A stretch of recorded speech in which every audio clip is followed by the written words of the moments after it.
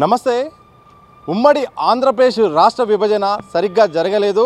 పాకిస్తాన్ విభజనతో పోలుస్తూ BJP MP చేసిన వ్యాఖ్యలు సంచలనంగా మారుతున్నాయి. తెలంగాణ రాష్ట్రంలో కూడా ఇప్పుడు బగ్గుమంటున్నాయి. తేజస్వి సూర్య చేసిన వ్యాఖ్యలు వెనక తీసుకోవాలని కూడా కాంగ్రెస్ నుండి, అలాగే తెలంగాణ ఉద్యమకారులు బీఆర్ఎస్ పార్టీ నుండి కూడా పెద్ద ఎత్తున కూడా మాటలైతే వినిపిస్తున్నాయి. మనతో పాటు తెలంగాణ ఉద్యమకారులు పెడమర్తి రవి గారు ఉన్నారు, వారితో మాట్లాడదాం. బీజేపీ ఎంపీ తేజస్వి సూర్య చేసిన వ్యాఖ్యల్ని ఒక తెలంగాణ ఉద్యమకారులుగా ఎట్లా చూస్తారు? ముందుగా తేజస్వి సూర్య అన్న మాటలను ఖండిస్తా ఉన్నా. ఆయన తెలంగాణ రాష్ట్రం వచ్చినప్పుడు నాకు తెలిసి ఆయనకు టీనేజర్ కూడా కాదు, కొద్దిగా చిన్నోడే. ఆయనకి తెలంగాణ గురించి చక్కగా తెలియదు. పక్కనే బెంగళూరు అయిండు కూడా కనీసం తెలంగాణ ఎందుకు డిమాండ్ వచ్చింది, ఆ డిమాండ్ని ఎట్లా పరిష్కారం అయిందన్న విషయం తెలియకుండా ఆయన ఎంపీ ఎట్లయిండో అర్థం కావట్లేదు. ఇప్పుడు పాకిస్తాను ఇండియా అంటే రెండు దేశాలు విడిపోయినాయి, రెండు మతాలు మధ్య పెద్ద గొడవ జరిగి అప్పుడు అక్కడున్న ప్రజలు ఇక్కడ విడిపోవాలనుకున్నారు. ఇక్కడ తెలుగు రాష్ట్రాల్లో ఉన్న ప్రజలు ఉమ్మడి రాష్ట్రంలో ఉన్నప్పుడు మాకు రాష్ట్రం కావాలని తెలంగాణ ప్రజలు అడిగితే ప్రజలందరూ ఉద్యమం చేస్తే అప్పుడు ప్రభుత్వం ఒప్పుకున్నది, చట్టం చేసిరు. ఒక చట్టాన్ని గౌరవించిన వ్యక్తి ఆయన లోక్సభలో ఉండి లోక్సభ చేసిన చట్టాన్ని విమర్శించడం ఏంటిది? ఆయన దేశద్రోహం చేసేటోడు. ఇటువంటి వాళ్ళందరూ కూడా ఆయనకు అవగాహన లేదు. అసలు దేశం ఎట్లా విడిపోద్ది, రాష్ట్రం ఎట్లా విడుతాయి. రాష్ట్రాల విభజన అనేది ఆర్టికల్ 3 ప్రకారం జరుగుద్ది. అది రాష్ట్రాల అభిష్టం మేరకు అక్కడ ఉద్యమాలు ఉంటే ఆ కేంద్ర ప్రభుత్వం రాష్ట్రాలు విడగొట్టదు. మనం ఎన్ని రాష్ట్రాలకైనా విడిపోవచ్చు. మనం అది చట్టంలోనే ఉంది, రాజ్యాంగంలోనే ఉంది. కొత్తగా ఇప్పుడు వచ్చి ఎప్పుడో అయిపోయింది దాన్ని. ఈ బీజేపీ వాళ్ళకి ఏం పని లేదు, పనికిమాలను ఊరికే అలా మోడీ అంతే వీళ్ళంతే ఊరికే విభజన మంచి జరగలేదు. పార్లమెంటు చట్టం చేసేటప్పుడు ఒక పెద్ద చట్టం, రేపు మహిళా బిల్లును కూడా తలుపులు వేసే చేస్తారు తప్ప తలుపులు ఓపెన్ చేసి చేయరు. అది చట్టం. భారత రాజ్యాంగం అమలు జరిగిన కాంచి పార్లమెంట్లో చట్టాలు చేసినప్పటి నుంచి ఈ సాంప్రదాయం కొనసాగుతుంది. ఆయనకు తెలుసో తెలియదో మరి. మా అబ్బాయి కాబట్టి మరి ఎట్లా తిరుగుతున్నాం ఢిల్లీలో పోయి, సరిగ్గా ఆయనకు విషయాల పట్ల సరిగ్గా అవగాహన లేదు. ఇప్పటికైనా బీజేపీ పార్టీ మోడీ వల్ల ఎంత జరుగుతుంది. మోడీకే ఇష్టం లేదు రాష్ట్రం, తెలంగాణ రాష్ట్రం అంటే. మరి తెలంగాణలో ఉన్నటువంటి ప్రజలు 8 మందిని గెలిపిస్తే ఒక మనిషి మాట్లాడతాడు పార్లమెంట్లో. తెలంగాణని విమర్శిస్తే, తెలంగాణ రాష్ట్ర ఏర్పాటుని లోక్సభలో అవహేళన చేస్తే మాట్లాడలేని స్థితిలో ఉన్నారు. తెలంగాణ నుంచి గెలిచినటువంటి బీజేపీ పార్టీ 8 ఎంపీలు శుద్ధ దండగా వాళ్ళు తెలంగాణ రాష్ట్రంలో పుట్టడం, వాళ్ళ చెవులో ఇంటంటే కూడా చెప్పాలి అతనికి పోయి, అరే అది కాదయా బాబు నీకు తెలియదు, అక్కడ జరిగిన ఉద్యమం వేరు, ప్రజలందరూ కావాలంటే రాష్ట్రం ఇచ్చింది తప్ప ఇది బీజేపీ. మరి ఆ రోజు మరి బీజేపీ మద్దతు తెలిపింది కదా. మరి ఈ చట్టం అయ్యేటప్పుడు సుష్మా స్వరాజ్ బతికి ఉండే, ఆమె లోక్సభ ప్రతిపక్ష నాయకురాగా ఉండి బిల్లుకు లేపింది. చిన్నమ్మని తెలంగాణ ప్రజలు మొత్తం కూడా ఆమెను కొనియాడేటోళ్ళు. ఆ మనిషికి ఏం పుట్టింది? మరి ఆమె గొప్పగా తెలంగాణ రాష్ట్రాన్ని ఒప్పుకున్న వ్యక్తి. మరి ఈ మనిషికి తెలియదు, ఆయన చిన్న బచ్చగాడు కదా, ఆయన తెలియదు. అప్పుడు ఏదో స్కూల్లో తిరుగుతూ ఉన్నాడు, స్కూల్ 10th లోపు ఉన్నాడు అప్పుడు ఆయన. కాబట్టి ఆయనకు తెలియదు ఈ విషయం. ఇప్పటికైనా కరెక్షన్ చేసుకో, అప్పుడు వీడియోలు చూడు, చట్టాన్ని చదువుకో అని తేజస్వి సూర్యకి తెలియజేస్తాను. చాలా సందర్భాల్లో ఇప్పుడు తేజస్వి సూర్య కన్నా ముందు ప్రధానమంత్రి మోడీనే చాలా సందర్భాల్లో కూడా విభజన తీరుపై పదే స్పందిస్తున్నారు. రెండు రాష్ట్రాలు ఎవరి పని వాళ్ళు చేసుకుంటున్నారు, కానీ కేంద్రం విషయానికి వస్తే మాత్రం అక్కడ మాత్రం కామెంట్లు అయితే ఆగట్లేదు. ఎట్లా చూస్తారు? అంటే నాకు ఈ విషయంలో సోనియా గాంధీ బెస్ట్ లీడర్. ఆమె విద్యార్థులు చనిపోతారని తెలంగాణ రాష్ట్రాన్ని ఇవ్వాలని ఆమె అనుకుంది. 2 రాష్ట్రాలు నష్టపోయి కూడా ఇచ్చింది.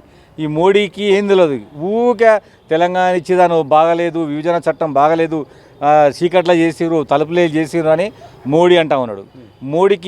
మోడీ కనుక ఉంటే ఈ తెలంగాణ రాష్ట్రం ఎప్పటికీ రాకపోయేది. వాళ్ళకి ఇష్టం లేదు తెలంగాణ రాష్ట్రం ఇవ్వడం, కొత్త రాష్ట్రాలు ఇవ్వడం బీజేపీకి ఇష్టమే లేదు. మళ్ళీ బీజేపీ 2000 సంవత్సరంలో 3 రాష్ట్రాలు చేసింది. అప్పుడేం మాట్లాడతలేదు. మళ్ళీ ఇప్పుడు తెలంగాణ రాష్ట్రం వచ్చేటప్పుడే రాష్ట్రం ఎందుకు వచ్చింది అనే బాధలో ఉన్న వాళ్ళు.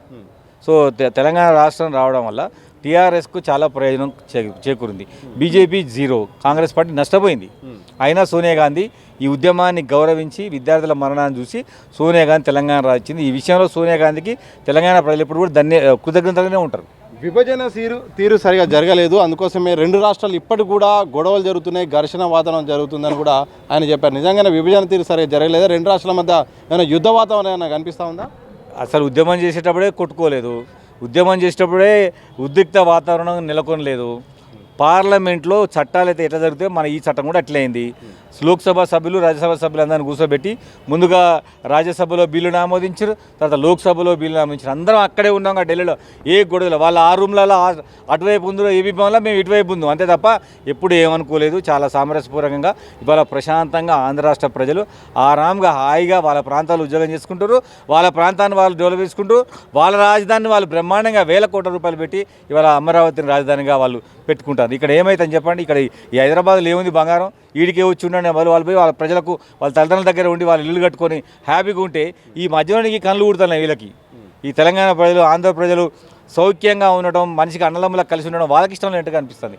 కాబట్టి దయచేసి బీజేపీ పార్టీ ఈ అభిప్రాయాన్ని తీసేయండిగా. మీరు ఈ సురేశ్వర్ లాంటి బచ్చగాళ్ళందరినీ కూడా ముందు తీసుకొచ్చి పెట్టి మీ పార్టీ నాశనం అయిపోతుంది. నిన్ననేమో హిమంత్ బిశ్వ శర్మ భవిష్యత్ ప్రధాన పాడా, ఆయనకు అవగాహన లేదు, పక్క రాష్ట్రం ఎట్లా వచ్చిందో తెలియదు. రేపు పొద్దున భారత ప్రధానమంత్రి కావాల్సిన వాడు పక్క రాష్ట్రంలో ఉన్నట్టు అడిగితే మేము ఎందుకుంటాము. రెండోది, ఈ సీట్ల పెంపు కనుక జరిగితే భారతదేశం ముక్కలవుతుంది, గుర్తుపెట్టుకోండి. అంత ఘోరం చేస్తున్నారు. సౌత్ ఇండియా యొక్క అవసరం లేకుండానే బీజేపీ పార్టీ పరిపాలన కొనసాగిస్తుంది. ప్రధానమంత్రి వాళ్ళే, రాష్ట్రపతి వాళ్ళే అవుతారు, ఉపరాష్ట్రపతి వాళ్ళే అవుతారు, అదేవిధంగా ఉప ప్రధాని వాళ్ళే అవుతారు, హోమ్ మినిస్టర్ వాళ్ళే అవుతారు. అసలు మాకు రిప్రజెంటేషన్ ఏది? మమ్మల్ని రెండవ శ్రేణి ప్రభువులుగా చూస్తూ ఉన్నారు. ఖచ్చితంగా పాకిస్తాన్ విడిపోయినట్టుగా దక్షిణ భారతదేశం కూడా విడిపోయే విధంగా బీజేపీ యొక్క తీరు ఉన్నది. దేశంలో ప్రజలని గౌరవించే యొక్క గొప్ప అలవాటు వాళ్ళకి లేదు. ఇంతసేపటికి దేశంలో ఉన్నటువంటి ప్రాంతాల వారిగా జనాలను విడగొట్టి వాళ్ళు లబ్ధి పొందుతారు తప్ప నిజానికి బీజేపీ పార్టీకి ప్రజల మీద ఎటువంటి ప్రేమ లేదు. అయితే హిందూ అంటారు, లేదా ముస్లిం అంటారు, క్రైస్తవ అంటారు, లేకపోతే సౌత్ ఇండియా అంటారు, నార్త్ ఇండియా అంటారు. ఇదే మా పన్నుల ద్వారా దేశం అంతా బతుకుతుంది.